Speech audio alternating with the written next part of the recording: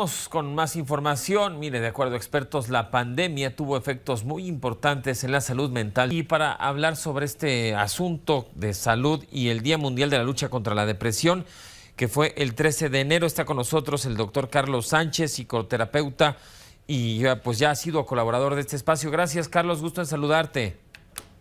Muy distinguido Juan Francisco y muy querido auditorio del Grupo Fórmula, pues muchas gracias por abrir este espacio a un tema tan importante que, como bien lo han mencionado, debido a al COVID, la depresión siempre ha existido, pero ha aumentado hasta un 20% en nuestra población.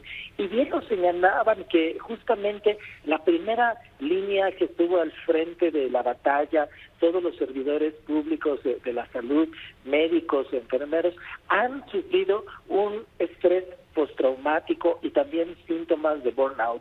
Y además ellos están enfrentando el dolor de los pacientes, lamentablemente la pérdida de la vida de algunos de ellos, pues esto ha traído muchas secuelas en la salud mental y es la depresión. Y por supuesto que el confinamiento, el aislamiento social en muchos niños, adolescentes, que algunas quinceañeras querían hacer sus 15 años, muchos no tuvieron fiesta de graduación, no pudieron hacer viajes, habían planeado intercambios, estudiar un semestre en el extranjero. Hubo muchos planes que se fueron truncando y ya no mencionemos el tema de la pérdida de seres queridos. Entonces, todo esto ha aumentado la depresión en nuestra población. ¿Cuáles son las principales recomendaciones que tú tienes a quienes, digamos, no se han diagnosticado como tal por algún experto, pero que sí tienen pues algunos síntomas de tristeza, de desánimo, y qué podemos hacer al respecto y sobre todo cuáles son estas señales que nos deberían de preocupar? Muchísimas gracias, es una excelente pregunta porque lamentablemente mucha gente confunde la tristeza con la depresión. Algunas personas al sentirse tristes dicen estoy deprimido o estoy deprimida, cuando en realidad no. Gracias por esa pregunta. Los síntomas de depresión son muy diferentes. Es una tristeza, sí, a veces ganas de llorar, un vacío, desesperanza, pero es cuando dura más de 2 semanas. Una cosa es que por un momento una persona se sienta triste por una mala noticia, pero se distrae y el resto de su día está alegre, feliz, contento, y hay otras emociones presentes, pero diferente cuando una persona desde que despierta tiene pensamientos de desilusión, desesperanza, cuando ya nada le satisface, cuando hay cambios en su estilo de vida, cuando abandona cosas que antes le causaban placer, cambia su estilo de sueño, duerme mucho o muy poco, cambia sus hábitos alimenticios, ya deja de comer, ahí pierde el apetito o come demasiado, y vemos cómo se va apagando su vida, va abandonando tareas, se va abandonando su persona, va abandonando sus relaciones. Entonces, cuando vemos que ya hay más de 2 semanas con este sentimiento, ya podemos ver estos síntomas. Por supuesto que inclusive hay una psicosomatización. Algunos pacientes describen cansancio, la falta de energía, otros sienten mucha ansiedad, agitación, inquietud, y les cuesta muchísimo enfocarse, se sienten dispersos, dificultad para pensar, para concentrarse, para tomar decisiones, inclusive para recordar cosas. Entonces, si alguna persona está sintiendo estos pensamientos, estas emociones, estos síntomas por más de 2 semanas, por favor, es tiempo que se acerque a un especialista de la salud mental, un psicólogo clínico certificado o un psiquiatra.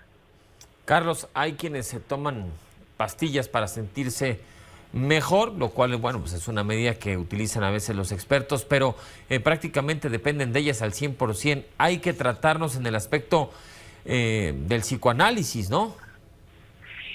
En el caso de los pacientes que han sido diagnosticados por un psicólogo clínico, pero solamente la prescripción farmacéutica de un medicamento controlado debe ser prescrito por un psiquiatra.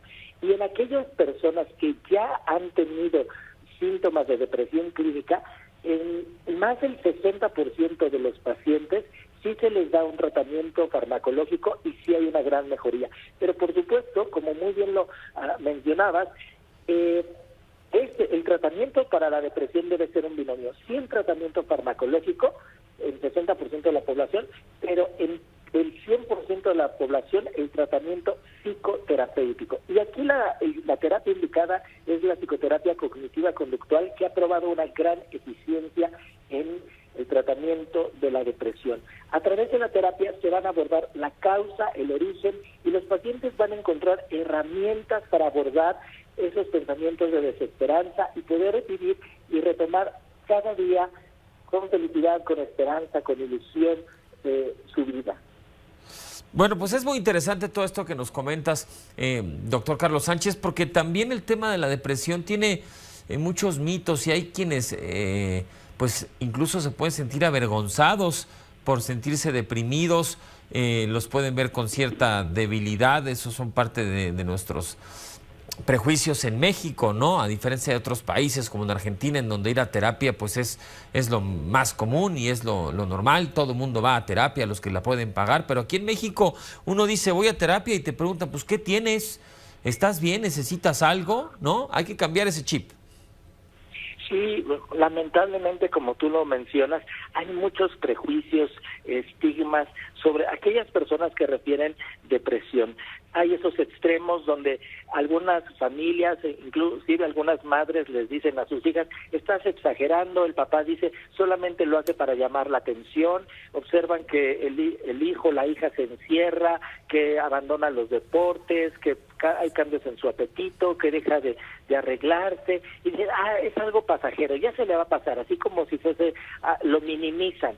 Y otras personas inclusive ridiculizan a las personas o se burlan de ellas. No te pases, le dan una palmadita, erróneamente le dicen, no, dale vuelta a la página o échale ganas, es la frase.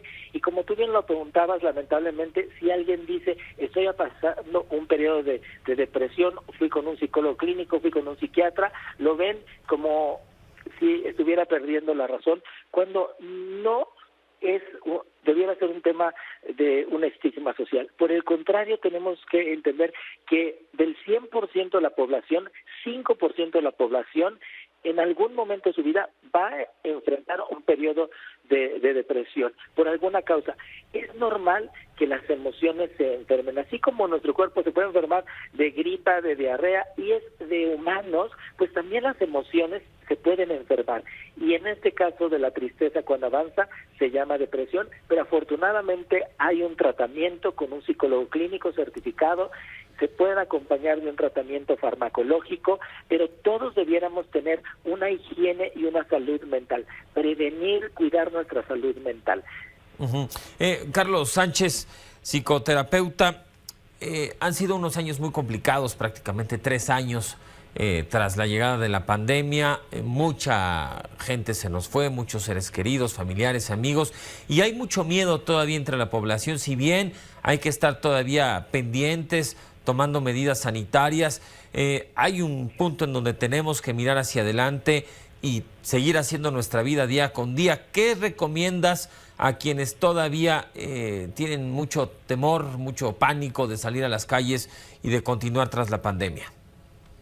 Yo les animo a todos que se permitan reconocer sus emociones, no las repriman, no las nieguen. Si están sintiendo miedo a enfermarse, si tienen...